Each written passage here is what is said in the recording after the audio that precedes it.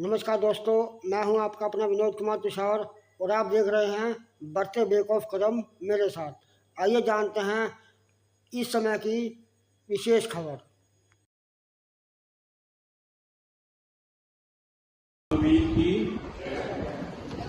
भगवान महावीर के चरणों में कोटि कोटि नमन करते हुए मंच पे विराजमान परम पूजनीय महासाध्वी संतोष जी महाराज, परम पूजनीय महासाध्वी सुरेश जी महाराज के चरणों में नमन करते हुए इस पवित्र सभागार में उपस्थित सभी देवियों सज्जनों को मेरा नमस्कार, सभी पवित्र आत्माओं को मेरा नमन। आज हम सभी भगवान महावीर की जन्म जयंती मना रहे हैं। एक ऐसे ईश्वर, एक ऐसे परमात्मा, एक ऐसे भगवान को याद कर रहे हैं जो हमारे बीच भौतिक रूप में तो नहीं है, लेकिन कहीं न कहीं उनके संदेश, उनके विचार आज भी 100% चरितार्थ हो रहे हैं। शायद कहीं यह विश्व थोड़ा इधर उधर भटक रहा है, जिसकी वजह से बहुत सारी समस्याएं आ रही हैं। लेकिन मैं धन्यवादी हूं जैन समाज का कि बहुत थोड़े से लोग होते हुए भी पूरे विश्व को जगाने का काम कर रहे हैं, और उस यात्रा में ऐसी ऐसी महान साध्वी संत महात्मा लगे हुए हैं जो पूरे विश्व को जगाने का कार्य करते हैं।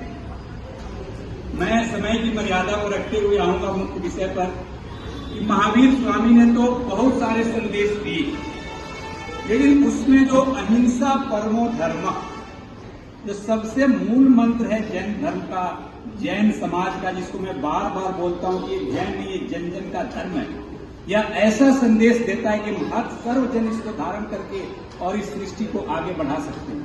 तो अहिंसा परमो धर्म का मतलब बहुत बड़ा है।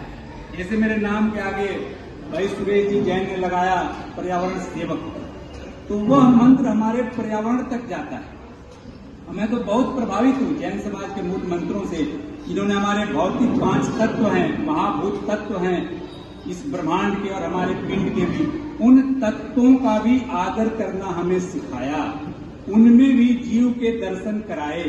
और इसी से प्रेरित होकर के हम लोगों ने आपके जैन स्थान के पीछे ही, जहां कभी 50 फीट गड्ढा हुआ करता था, कूड़ा करकट डाला जाता था, आज महावीर वाटिका विकसित की गई। इसमें तरह तरह के औषधीय पौधे, फलदार पौधे और फूलदार पौधे लगाए गए हैं। और केवल पौधे लगाए नहीं गए, उसको 100% विकसित किया गया।